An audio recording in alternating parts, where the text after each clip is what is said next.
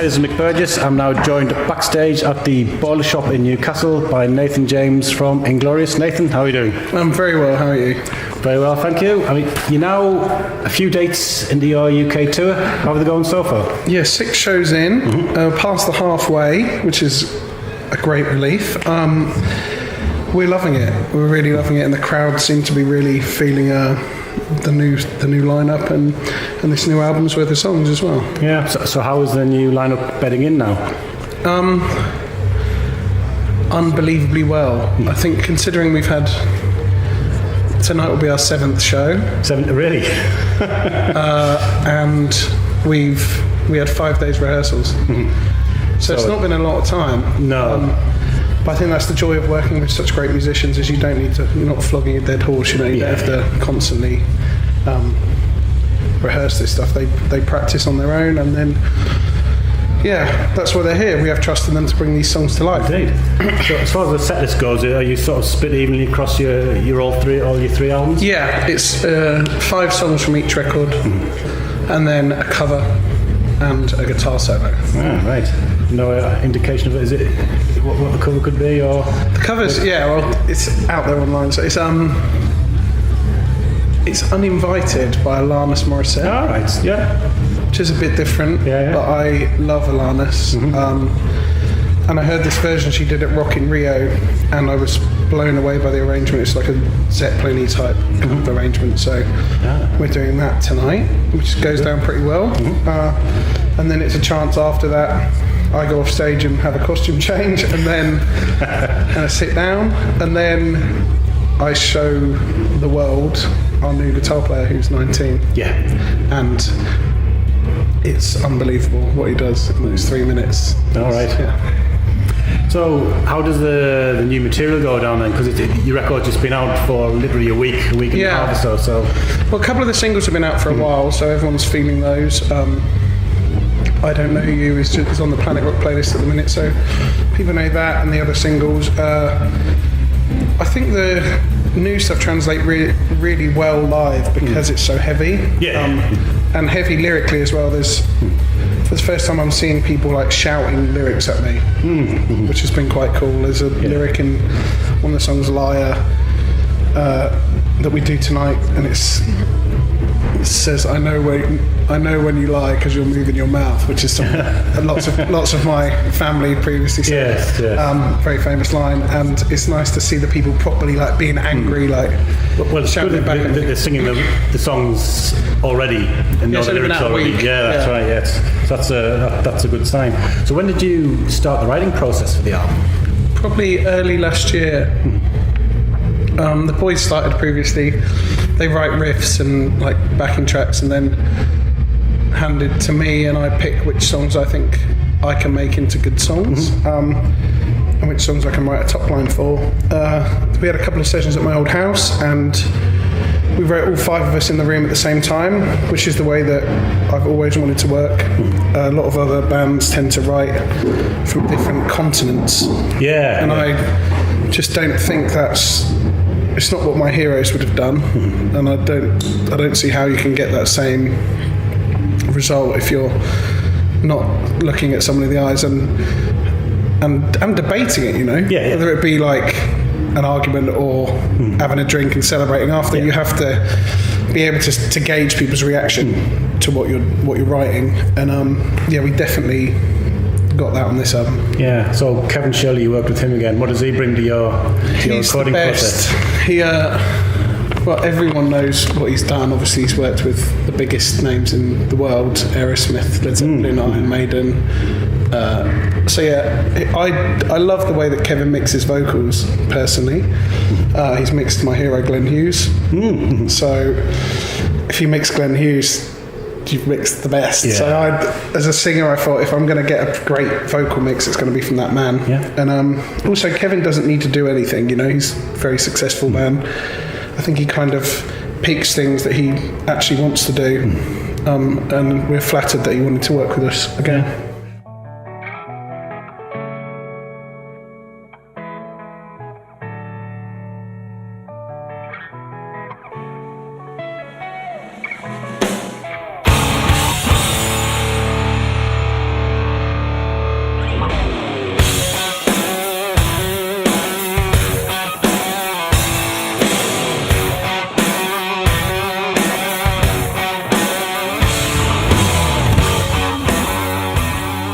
know that towards the end of the year there was the lineup change. Did that sort of impact on the release of the album in February? That it was a different lineup, or have you just sort of been able to move on from that quickly?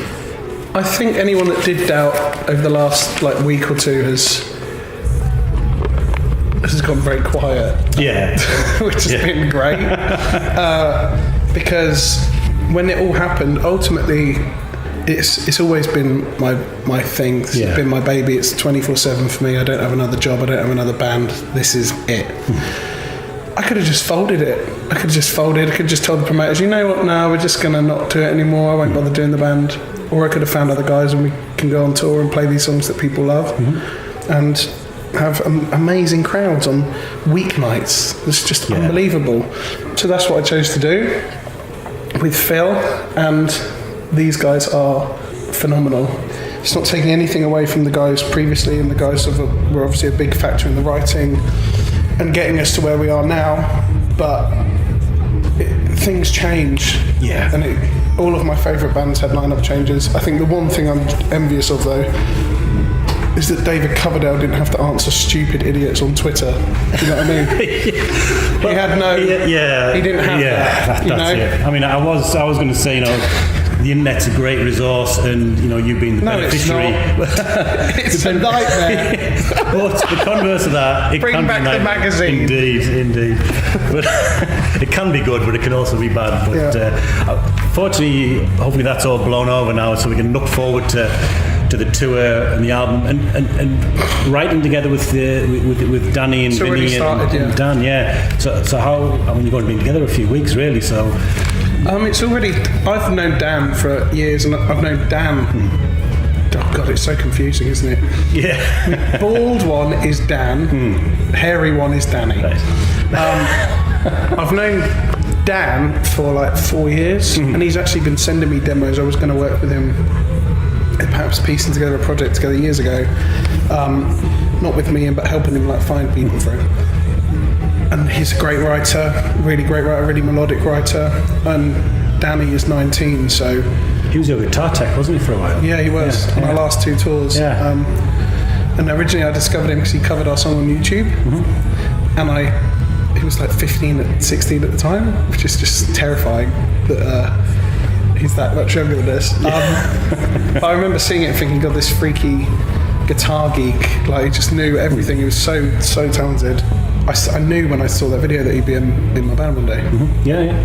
Genuinely, became one of my best friends, and we're having.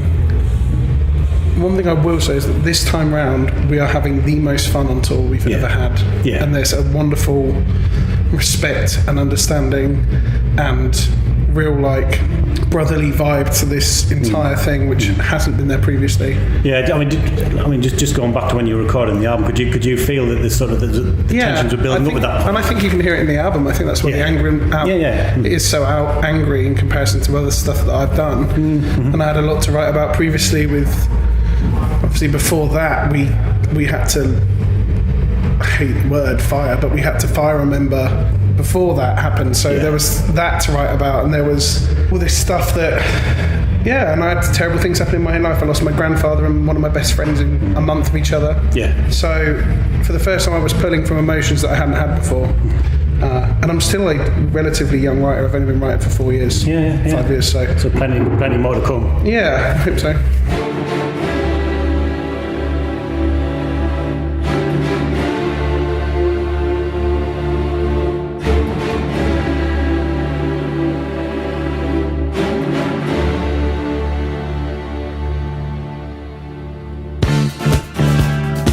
Just to sort of wrap up with what happened at the end of last year, December, a good thing that happened at the end of last year, the War of the Worlds arena tour. How did it feel to be part of such an incredible production? The show was amazing.